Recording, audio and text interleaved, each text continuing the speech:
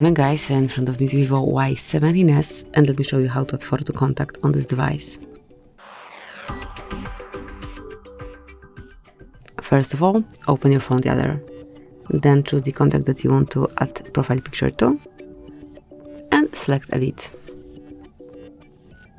Here click on add picture, and now you can either choose one from device photos.